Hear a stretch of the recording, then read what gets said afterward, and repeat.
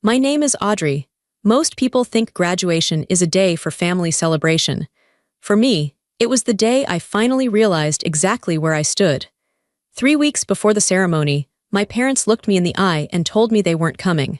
They had booked a luxury resort trip with my sister instead. They said she was stressed and needed a break. They didn't even ask how I felt about graduating alone. I didn't cry. I didn't beg them to change their tickets. I didn't scream. I simply made a decision. When the big day came, the cameras were rolling. The ceremony was being live-streamed. My parents were watching from their hotel room, expecting to see me walk across the stage alone. They expected my success to look lonely. But they were wrong. When the announcer called for the family who had supported me through everything, the spotlight didn't land on empty chairs. It landed on two people who actually loved me. And as the crowd cheered, my parents realized something terrible from thousands of miles away. They realized they had been replaced. And the whole world was watching. But before I tell you how everything flipped, like and subscribe, drop a comment. Where are you watching from? My name is Audrey. I am 22 years old, and I live in a quiet suburban town in America. To understand why I didn't cry when my parents skipped my graduation, you have to understand the house I grew up in. You have to understand the invisible lines that were drawn on the floor the day I was born. In most families, love is supposed to be like sunshine. It's supposed to shine on everyone equally. But in my house, love was like a spotlight. And the person controlling the spotlight was my mother, and the only person she ever pointed it at was my sister, Chloe. I was the background child. I don't mean that I was abused in a way that would leave bruises. I wasn't beat. I was fed. I had clothes. If you looked at our family from the outside, you would see a perfectly normal suburban life. You would see a nice house with a 2-car garage. You would see family vacations to the beach. You would see Sunday dinners. But if you lived inside that house, you would feel the coldness. You would feel the silence that surrounded me, compared to the noise and warmth that surrounded Chloe. Chloe was 2 years older than me. From the moment I can remember, she was the center of the universe. She was louder, she was more demanding, she was sensitive. That was the word my parents always used. SHH, be quiet, Audrey, your sister is feeling sensitive today. Don't upset Chloe, you know she's sensitive. Sensitive was a code word. It meant that Chloe's feelings were the most important thing in the world, and my feelings didn't matter at all. I remember a specific Saturday when I was 6 years old. It was summer. The air was hot and sticky. My dad had bought us new bicycles. Well, that's not exactly true. He had bought Chloe a new bicycle. It was pink and shiny. It had white tassels on the handlebars and a white basket on the front. It was beautiful.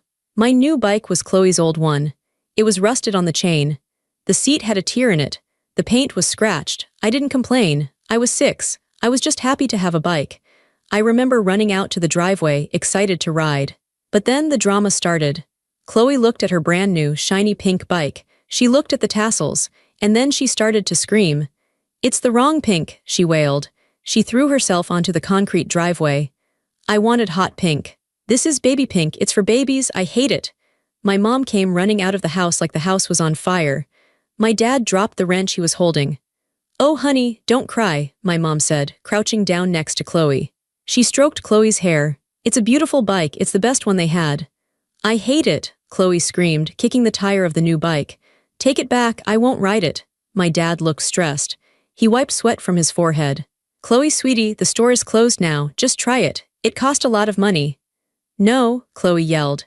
I stood there holding the handlebars of the rusty hand-me-down bike.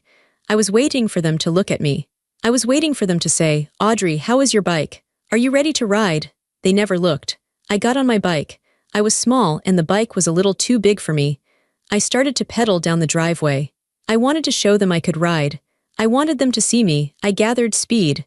I turned the handlebars, but the front wheel was loose, the bike wobbled, I lost my balance, crash, I fell hard onto the concrete. The metal pedal scraped all the way down my shin, it ripped my skin. Blood started to well up immediately. It hurt so bad that the air left my lungs. I started to cry. "Mom, Dad," my mom turned her head. She looked at me sitting on the ground with blood on my leg. But she didn't run to me, she didn't look scared for me, she looked annoyed. "Audrey, please," she snapped. "Can't you see we are dealing with a crisis here? Your sister is hysterical. Stop making noise." "But I'm bleeding," I sobbed. "Go inside and put a Band-Aid on it," my dad said, his voice impatient. "Don't be a baby, Chloe is really upset right now." I stopped crying. Not because it stopped hurting, but because I was shocked. My sister was crying because she didn't like the color of a brand new gift.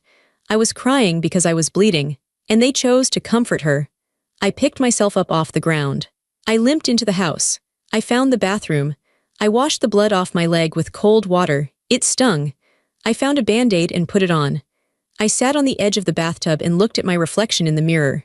I was 6 years old, but I looked older. I looked tired.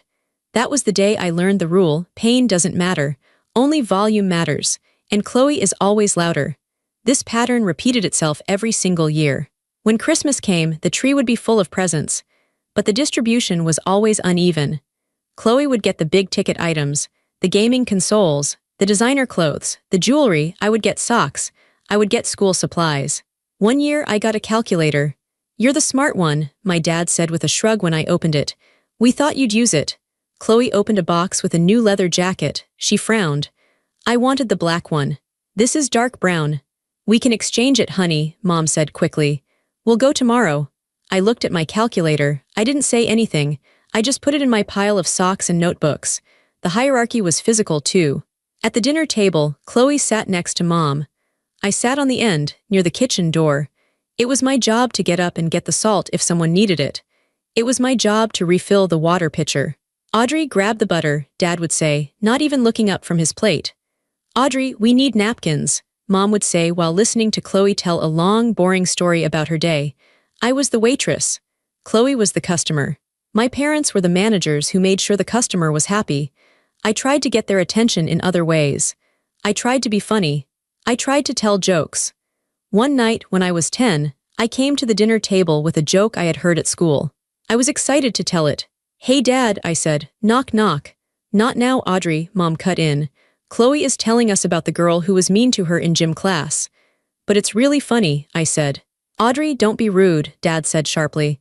"Let your sister speak, she had a hard day." I looked at Chloe. She was smirking. She wasn't sad. She was enjoying the audience. She knew she had the power. She knew she could suck all the air out of the room and leave none for me. So I stopped telling jokes. I stopped trying to be funny. I became quiet. I became the girl who sat at the end of the table and ate her peas in silence. I spent a lot of time in my room. My room was my sanctuary. It was the only place where I didn't feel like a second-class citizen. I read books. I wrote stories. I created worlds in my head where I was the main character. In my stories, I was a princess, or a warrior, or a spy. I was important. People listened to me. But then I would have to open my door and walk back out into the real world. The worst part wasn't the big events. It was the daily, small erosions of my self-worth. It was the way Mom would brush Chloe's hair for 20 minutes, talking softly to her, braiding it carefully. But when I asked for help with my hair, she would hand me the brush and say, "You're big enough to do it yourself." It was the way Dad would go to every single one of Chloe's soccer games, even though she mostly stood on the field and picked grass. But when I joined the debate team, he never came to a single match. "Debate is boring, Audrey," he told me. "It's just people arguing. I get enough of that at work." "But I'm the captain," I said. "That's nice," he said, turning back to the TV. I learned to carry everything alone. I learned that if I wanted something done, I had to do it myself. I learned that if I was sad, I had to comfort myself. By the time I was 12, I was basically an adult. I did my own laundry. I made my own lunches. I kept track of my own dentist appointments. My parents bragged about this to their friends. "Audrey is so easy," they would say at parties.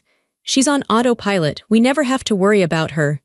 They said it like it was a compliment, but it felt like an insult. It felt like they were saying, "Thank goodness we don't have to waste any energy on her. We need all of it for Chloe." I remember looking at other families and feeling confused. I saw my friend Sarah's mom hug her for no reason. I saw Sarah's dad carry her backpack when she was tired. I asked Sarah once, "Do you have to pay your parents back when they buy you clothes?" Sarah looked at me like I was crazy. "What? No, they're my parents." "Oh," I said, I thought that was normal." It wasn't normal. None of it was normal, but it was my life, and I was stuck in it. I was the ghost in my own house. I was the extra in the movie of Chloe's life. And I was starting to realize that no matter what I did, no matter how good, or smart, or quiet I was, the script was never going to change. As I transitioned from a child into a teenager, the dynamic in the house didn't get better. It got sharper, it got more expensive, and the consequences became more painful. High school is a time when you are supposed to figure out who you are. For me, high school was a 4-year confirmation that I didn't matter. Chloe was 2 years older, so we were in high school together for 2 years. Those 2 years were hell. Chloe was popular, but in a messy way. She was always in the middle of some drama. She was breaking up with boys, or fighting with her best friends, or getting in trouble with teachers for talking in class. Every night at the dinner table, it was the Chloe show. "Mom, you won't believe what Jessica said to me. Dad, I need $80 for a new dress for the dance because I hate all my old ones. The teacher is so mean, she gave me a C just because I didn't turn in the homework." My parents ate it up. They were obsessed with her life. They spent hours counseling her, reassuring her, giving her money. Meanwhile, I was quietly excelling, and nobody cared. I remember my sophomore year. I had worked incredibly hard on a science fair project. I had spent months growing bacteria cultures in the garage. I had built a display board that was perfect. I had rehearsed my presentation until I could say it in my sleep. The science fair was on a Thursday night. 2 days before the fair, I reminded my parents. "Hey guys," I said, "don't forget, Thursday night, 7 p.m., in the gym, my project is in row 4. My dad looked at his calendar on the wall. He frowned. "Thursday," he said. "Yes," I said. My stomach tightened. I knew that look. "Thursday is the night Chloe wants us to take her to that concert," Mom said. "The tickets were her birthday present. Remember, but the concert doesn't start until 9, I argued. "The science fair is at 7, you could come for 30 minutes and then go." My mom sighed. It was a long, dramatic sigh. "Audrey, it's an hour drive to the concert venue. We want to get dinner beforehand. We want to make it a special night for your sister." "So you're not coming?" I asked. "We can't be in 2 places at once," Dad said. "Bring your ribbon home. We'll look at it then." "If I win a ribbon," I said softly. "You'll do great," Mom said, waving her hand. "You're so smart, you don't need us holding your hand." I went to the science fair alone. I stood by my display board for 3 hours. Judges came by and asked me questions. I answered them perfectly.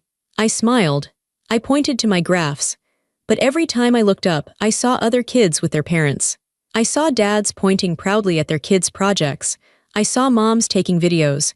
I stood there in my blazer, feeling like a fool. At the end of the night, they announced the winners. First place, Audrey Miller. I walked up to the stage. The principal shook my hand. He handed me a blue rosette ribbon and a certificate. "Where are your folks?" the principal asked me kindly, looking out at the crowd. "I want to shake your dad's hand." I felt my face burn with shame. I had to lie. I couldn't tell the truth. I couldn't say they are eating appetizers at a restaurant before my sister's concert. "They're sick," I lied. "Stomach flu, both of them." "Oh, that's a shame," the principal said. "Well, tell them congratulations." I drove myself home. I put the blue ribbon on the kitchen counter. When my parents got home at 1 a.m., they didn't even notice it. They were too busy talking about how much fun the concert was and how cute Chloe looked. The ribbon sat there for 3 days until it got moved to a pile of mail and eventually thrown in a drawer. They never asked me about the fair. Not once.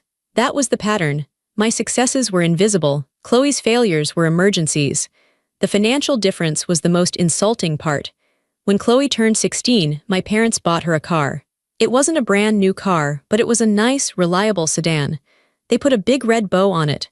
They took pictures of her screaming with joy in the driveway. "We want you to be safe," Dad said, handing her the keys. "We want you to have independence." 2 years later, I turned 16. I got my license on my birthday. I came home, holding the plastic card, feeling a tiny spark of hope. Maybe I would get a car too. Or maybe just permission to use the family car. There was no car in the driveway. "Good job on passing the test," Dad said. He was reading the newspaper. "So, can I drive to school now?" I asked. Dad laughed. "Drive what? I need my truck for work. Your mom needs her car." "What about Chloe's car?" I asked. "She's at college, she didn't take it." "Chloe might need it when she comes home for weekends," Mom said. "We don't want you putting miles on it, it's her car." "So how do I get to school?" I asked. "The bus," Dad said.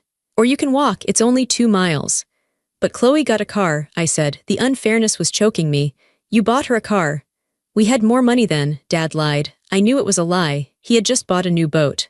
"Times are tighter now, Audrey. Don't be ungrateful. We feed you, we house you." "Ungrateful." That was their favorite word for me whenever I pointed out the inequality. So I got a job. I worked at a diner on weekends and after school. I saved every penny. I bought a rusted, 20-year-old hatchback from a neighbor for $800. It smelled like wet dog and the heater didn't work. My parents hated it. That thing is an eyesore in the driveway, Mom complained. Park it on the street. So I did. I parked my car on the street while Chloe's car sat in the garage, collecting dust, waiting for her to come home once a month.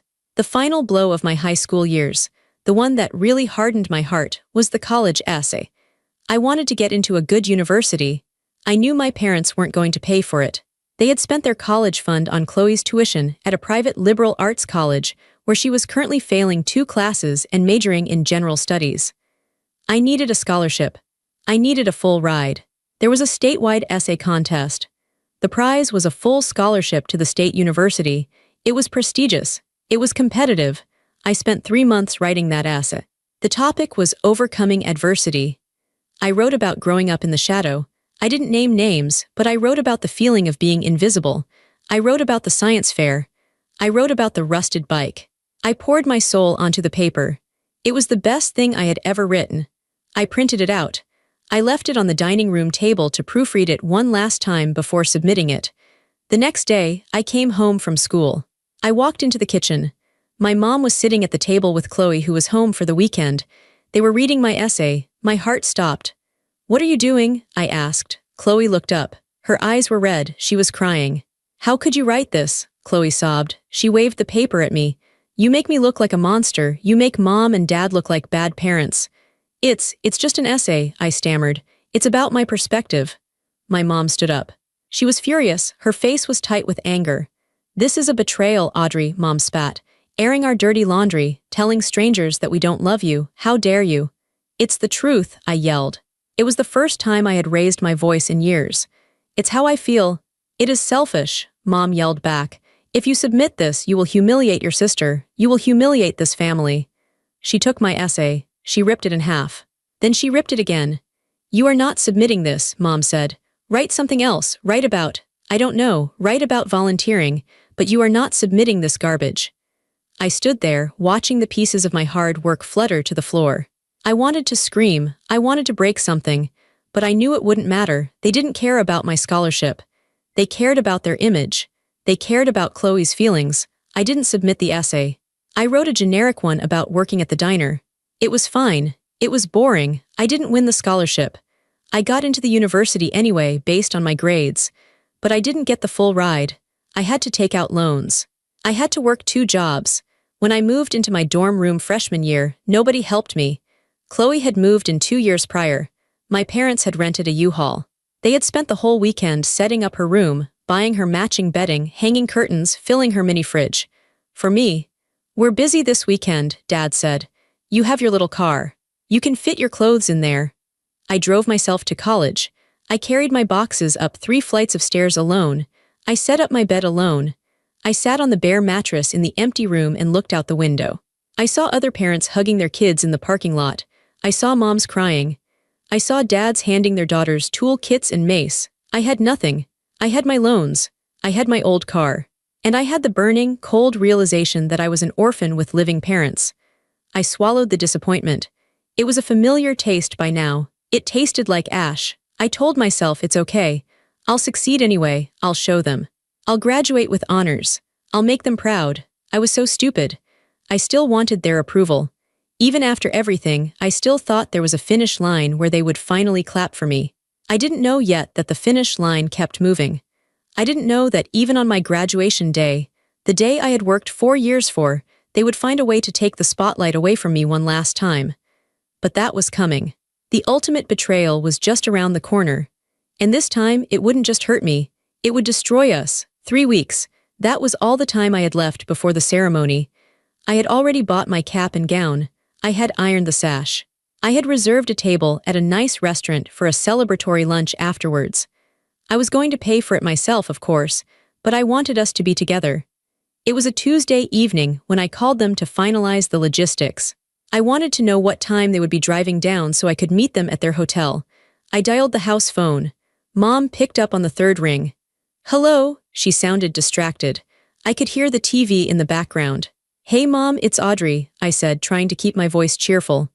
"Oh, hi Audrey." Her tone didn't lift, it went flat.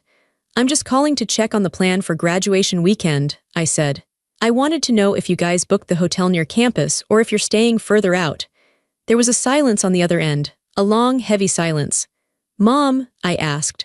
"Audrey," she started, and I knew. I knew instantly from the tone of her voice. It was the same tone she used when she told me they couldn't come to my play, or my award ceremony, or my birthday dinner. "Audrey, listen," she said. "We've been talking." "Talking about what?" My hand tightened around my phone. "Your sister. She's been having a really hard time lately," Mom said. "Her job is stressful and she's just feeling very down. She's been depressed, Audrey." "Okay," I said slowly. "I'm sorry she's sad, but what does that have to do with my graduation?" "Well," Mom sighed, "we decided that what the family really needs right now is a reset, a break. So Dad and I booked a trip to a resort in Mexico for the three of us, for me, Dad, and Chloe." The world seemed to stop spinning. "You booked a trip?" I repeated. "When?" "The flight is next Thursday," she said. "But that's graduation weekend," I said. My voice sounded small, like I was 7 years old again. "Mom, that's the weekend I graduate." I know," she said quickly, dismissively. But the dates for the resort were non-negotiable. It was a special package. "And frankly, Audrey, we just thought you would understand. You're always so capable. You know how fragile Chloe is right now. She needs this sun and relaxation." "We all do." My dad picked up the extension line. He must have been listening. "Audrey," Dad's voice was gruff. "Look, don't make your mother feel guilty. This trip is important for the family's mental health. Chloe is really struggling." "I'm graduating from college," I said. I felt tears pricking my eyes, but I refused to let them fall. "I am the first person in this family to get a degree. And you're going to a resort." "It's just a ceremony, Audrey," Dad said. "It's sitting in a hot stadium for 3 hours listening to boring speeches. We can celebrate with you when we get back. We'll do a dinner or something." "You won't be back for 2 weeks," I whispered. "We sent a card," Mom said. "Look, we have to go, we're packing, just have a good day, okay? Call us next week." "They didn't even ask," I said to the empty air in my apartment. "They didn't even ask if I was okay." I realized then that they hadn't just double-booked. They had made a choice. They looked at my biggest achievement, and they looked at a vacation with my sister, and the vacation won. I wasn't even in the competition. I hung up the phone. I sat on my couch in the dark. I waited for the sobbing to start. I waited for the rage, but it didn't come. Instead, a strange calm washed over me. It was a cold, metallic feeling. It was the sound of a lock clicking shut. For 22 years, I had been begging for a seat at their table. I had been trying to earn my ticket into their family. But tonight, they had made it perfectly clear. I wasn't invited. And if I wasn't invited to their family, they were no longer entitled to mine. I stood up. I wiped a single tear from my cheek, and I picked up my phone again. I had one best friend, Sarah. We had met freshman year in the dorms and had been inseparable ever since. Sarah knew about my family. She had seen the way they ignored my calls. She had seen me cry on my birthdays when they forgot to send a card. Sarah's parents, Mr. and Mrs. Miller, were the opposite of mine. They were loud, warm, and present. They drove 5 hours just to have lunch with Sarah on a random Tuesday. They sent care packages with cookies for both of us. I dialed the Miller's house number. I knew Sarah was there for the weekend visiting them. "Hello," Mrs. Miller answered. Her voice was cheerful. "Hi, Mrs. Miller, it's Audrey," I said. My voice cracked. I couldn't help it. The calmness was breaking a little now that I heard a kind voice. "Audrey, how are you, sweetie? Are you excited for the big day?" That broke me. I let out a sob. "Audrey, what's wrong?" Her voice instantly shifted to pure concern. "Honey, what happened?" I told her everything. I told her about the phone call. I told her about the resort in Mexico. I told her that my parents were choosing a tan over my diploma. I didn't try to make it sound better than it was. I just laid the ugly truth out on the table. "I'm going to be alone," I choked out. "I'm going to walk across that stage and nobody is going to be there for me." There was silence on the line for a moment. But it wasn't the heavy, dismissive silence of my mother. It was a silence filled with shock and anger. "Oh, honey," Mrs. Miller said softly. I heard her put the phone down on the counter. "Bob, Sarah, come here," I heard shuffling, and then I was on speakerphone. Sarah and Mr. Miller were there too. They made me repeat the story. "That is unconscionable," Mr. Miller said, his voice deep and angry. They are abandoning you for a vacation." "Yes," I whispered. "Well," Mrs. Miller said. Her voice was firm. It had a steeliness to it that I had never heard before. "You are not going to be alone, Audrey. Absolutely not." "We're coming," Sarah said immediately. Obviously I was coming, but now we're all coming. "But, you guys have limited tickets," I said. "You have your own family coming for Sarah." "We have extra tickets," Mrs. Miller said. "And even if we didn't, we would stand in the parking lot and scream your name." Then Mrs. Miller said something that changed my life. "Audrey, listen to me. Family isn't just whose DNA you have. Family is who shows up. If your parents are too foolish to see what an incredible young woman you are, that is their loss. A massive loss. We would be honored to sit in those seats and claim you as ours for the day, if you'll have us." I felt fresh tears running down my face, but these weren't sad tears. They were relief. "You'd really do that?" I asked. "Try and stop us," Mr. Miller said. "We're bringing the big camera. We're going to embarrass you with how loud we cheer." For the first time in my life, I didn't feel like the background child. I didn't feel like the inconvenience. I felt chosen. I wiped my face. "Okay," I said. "Okay, thank you." "Don't thank us," Mrs. Miller said. "We love you, kiddo. Now get some sleep. We've got a graduation to plan." I hung up the phone and looked around my quiet apartment.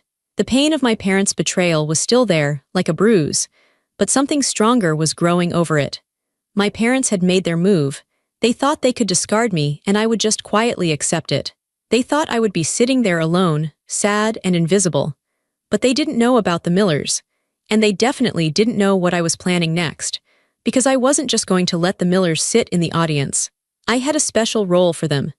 And when my parents turned on the live stream from their hotel room in Mexico, they were going to get the shock of their lives. While my parents were busy booking flights to Mexico and buying swimsuits for Chloe, they were missing the biggest development of my life. Because they never asked me about my day, and because they never asked me about my classes, they had no idea what I had actually been doing for the last 2 years. They thought I was just studying textbooks and taking exams. They thought I was an average student getting an average degree. They were wrong. During my junior year, I had taken a creative writing seminar. It was supposed to be an easy elective, but the professor, Dr. Aris, saw something in my work. He pulled me aside one day after class. "Audrey," he said, holding my final paper, "this isn't just an assignment, this is a voice. You have a voice." He connected me with an internship at a major digital media company in the city. I didn't tell my parents. I knew what they would say. They would say it was a waste of time. They would say I should focus on getting a real job with benefits so I wouldn't be a burden on them. So I did the internship in secret. I worked nights. I worked weekends. I wrote scripts. I edited content. And 6 months ago, one of my projects, a documentary series about hidden poverty in wealthy suburbs, was picked up for development. It was huge. The company didn't just want to buy the script. They wanted to hire me. They offered me a full-time position starting the Monday after graduation. The starting salary was more than my dad made. I wanted to tell them. God, I wanted to tell them so bad. When I got the offer letter, I almost called my mom. I wanted to hear her say, "Wow, Audrey, we are so proud of you." But then I remembered the resort. I remembered the mental health break for Chloe. I remembered that my success would only be seen as a threat to Chloe's insecurity. If I told them I had a high-paying job, they wouldn't celebrate. They would feel guilty that Chloe was still unemployed. They would tell me to keep it quiet so I didn't upset her, so I kept it to myself. 2 weeks before graduation, the dean of the university called me into his office. "Audrey," he said, smiling, "we have been contacted by the media company you're working with. They want to make a donation to the department in your name, and they want to announce your hiring publicly at the graduation ceremony. It's a showcase of our department's success." I sat in the leather chair, stunned. "Publicly?" "Yes," the dean said. "During the conferral of degrees, it's a special honor. We usually reserve this for the valedictorian, but your achievement is unique. We want to highlight you." He looked at his clipboard. "Now, I see here we have your parents listed as your guests, Mr. and Mrs. Hart. We will want the camera to pan to them when we make the announcement. We want to capture their reaction. Is that okay?" I looked at the dean. I looked at the name, Mr. and Mrs. Hart, on the paper. I thought about the empty seats. I thought about them drinking margaritas in Cabo while I walked across the stage. I thought about how they had already left. They were gone. They had chosen. "Actually, Dean," I said, my voice steady, There's a change in the guest list. Oh, he asked, clicking his pen.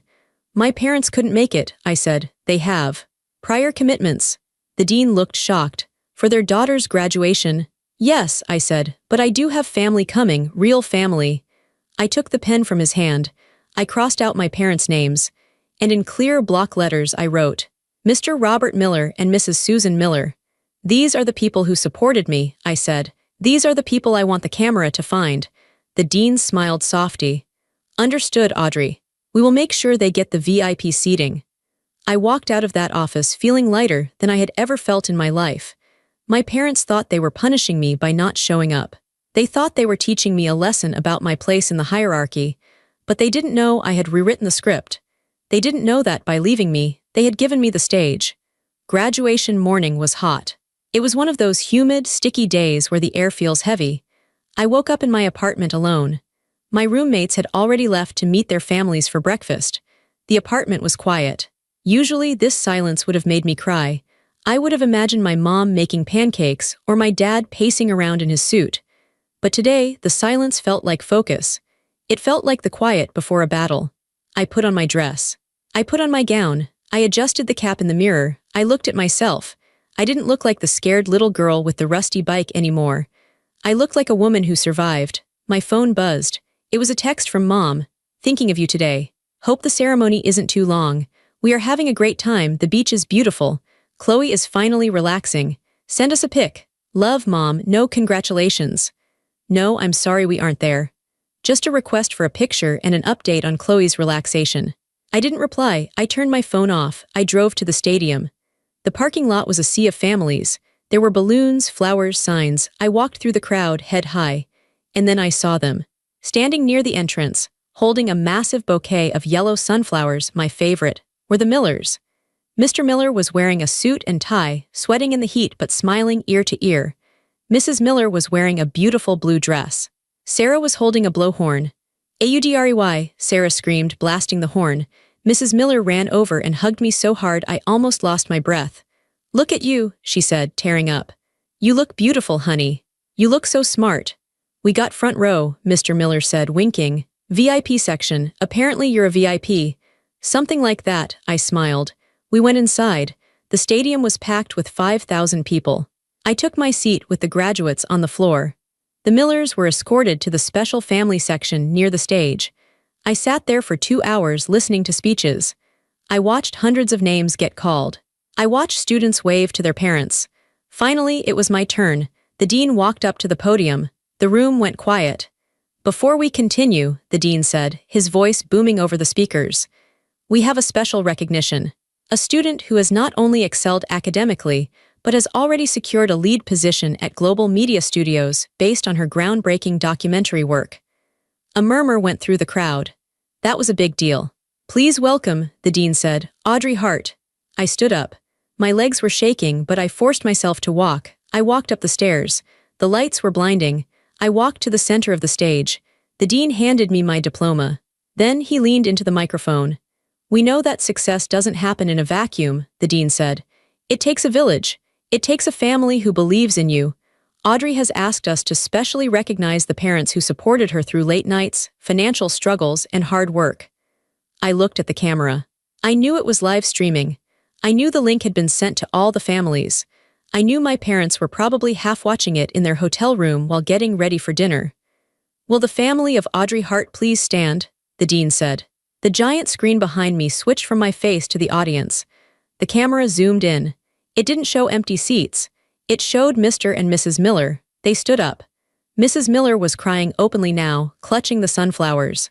Mr. Miller was clapping his hands high in the air, beaming with pride. Sarah was jumping up and down.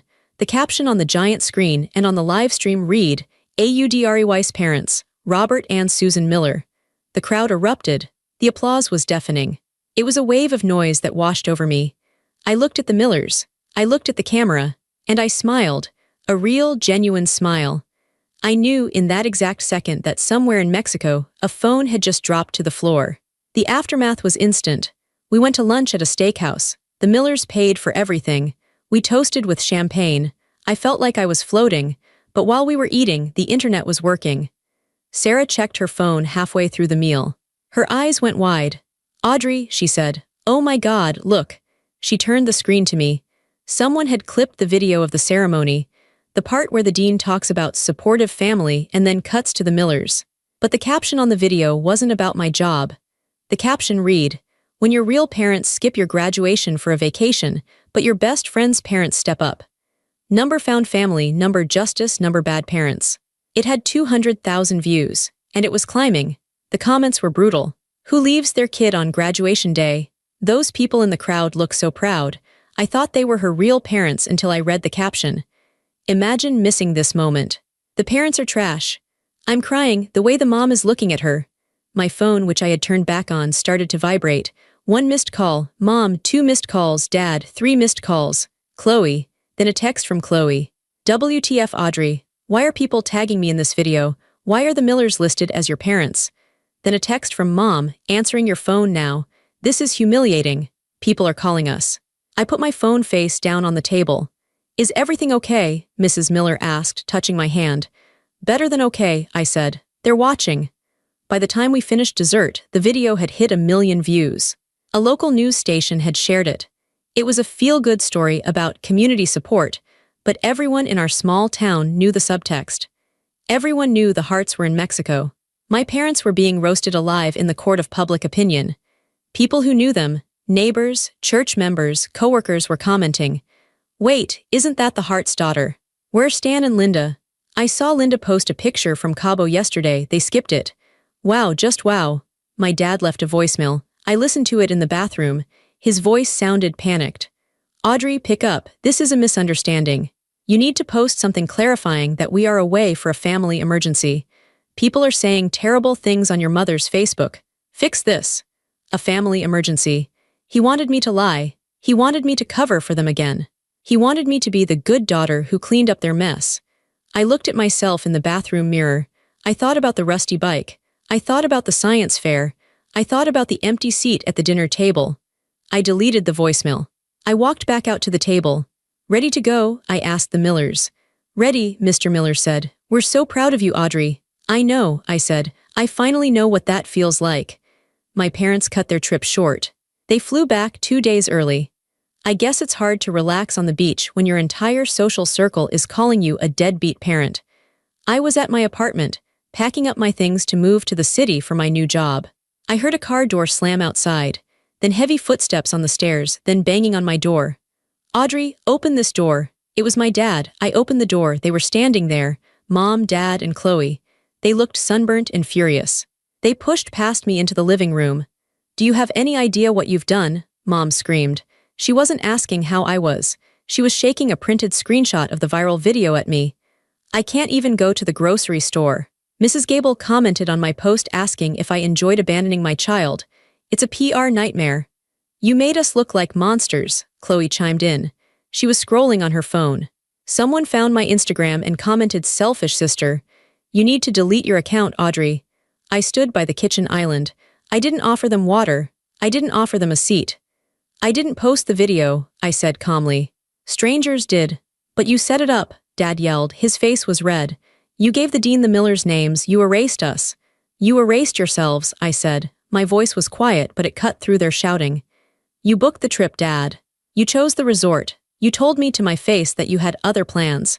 "We are your parents," Mom cried. Tears started running down her face, the weaponized tears she always used to get her way. "We raised you, we fed you. And you give the credit to Susan Miller. That woman is a stranger." "She was there," I said. "She was sitting in the chair you left empty." "It was one weekend," Mom sobbed. "We have been there for 22 years. "No," I said. "You haven't." The room went silent. "You weren't there for the science fair," I said, counting on my fingers. "You weren't there for the debate finals. You weren't there when I broke my arm when I was 12 and drove myself to the urgent care because you were watching Chloe's recital. You have never been there." "That is not true," Dad sputtered. "You're exaggerating, you're being dramatic." "I'm done," I said. "I'm done being the background character in Chloe's life." "So what? You're just going to cut us off," Chloe scoffed. "Good luck paying for your apartment without Dad's help." I laughed. It was a dry, humorless laugh. "I don't need Dad's help," I said. "I have a job, a career, the one the dean announced on stage." The one you would have known about if you had asked me a single question about my life in the last 6 months. They looked confused. They didn't even know what job I was talking about. I'm moving tomorrow, I said. I'm paying for it myself. I'm handling it myself, just like I always have. Audrey, please, Mom changed her tone. She saw that her anger wasn't working, so she switched to guilt. We're a family. Families forgive. We made a mistake. We'll make it up to you. We can have a big dinner tonight. Just post something online saying it was a misunderstanding. Please, for the family. She reached out to touch my arm. I took a step back. No, I said.